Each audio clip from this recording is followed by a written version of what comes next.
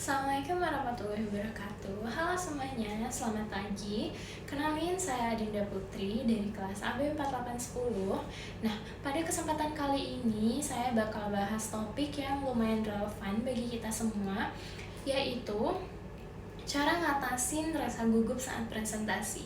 Nah, topik ini lumayan penting karena hampir setiap hari kita tuh pasti ngerasain deg-degan kalau emang harus ngomong di depan umum gitu. Nah, pertama-tama kita harus sadarin dulu kalau rasa gugup sebenarnya itu adalah hal yang wajar ya, karena ya dialami oleh banyak orang.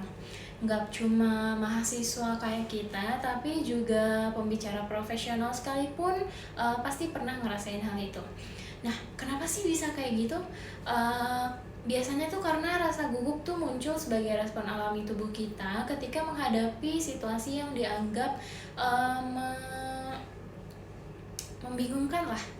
Nah, melalui presentasi ini kita memiliki tujuan untuk mempelajari strategi sederhana namun efektif untuk mengendalikan rasa itu supaya kita bisa lebih percaya diri memberikan hasil yang lebih maksimal. Nah, kenapa sih kita tuh bisa gugup? Terus apa sih penyebab utamanya? Atau kenapa sih kita ngerasain hal itu? Nah, ini beberapa alasannya ya. Yang pertama itu kita tuh takut dinilai atau dikritik oleh audiens.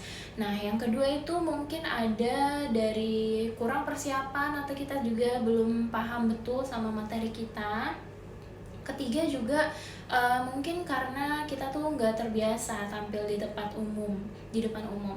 Nah, bisa juga karena emang sifat perfeksionisme, jadi kita tuh takut ngelakuin kesalahan kecil.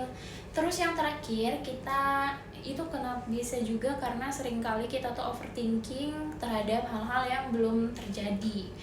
Nah, apa sih dampaknya?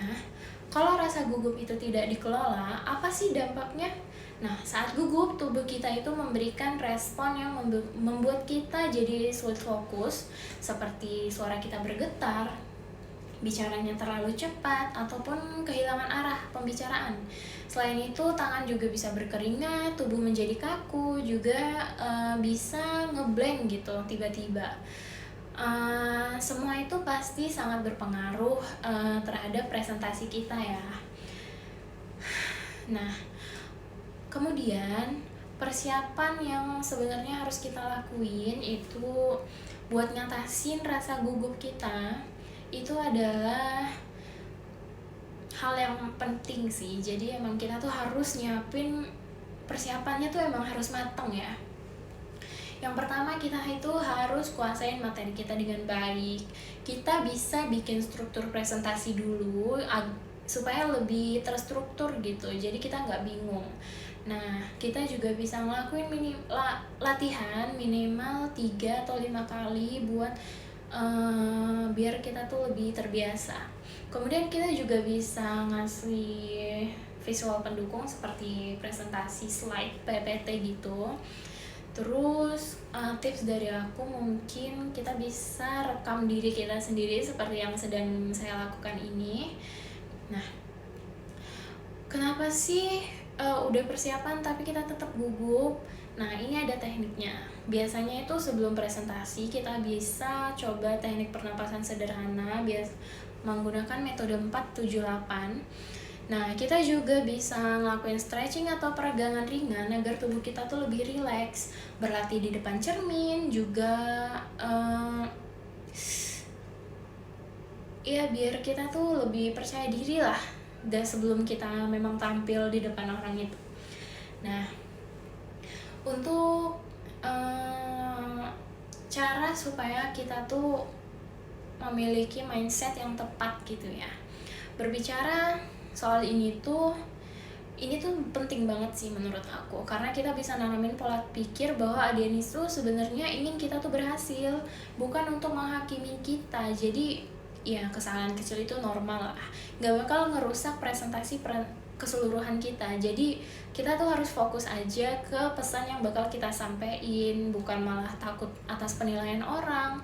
Karena ya sebenarnya semakin kita lebih sering berlatih, pasti kita bakal lebih bagus gitu penampilannya.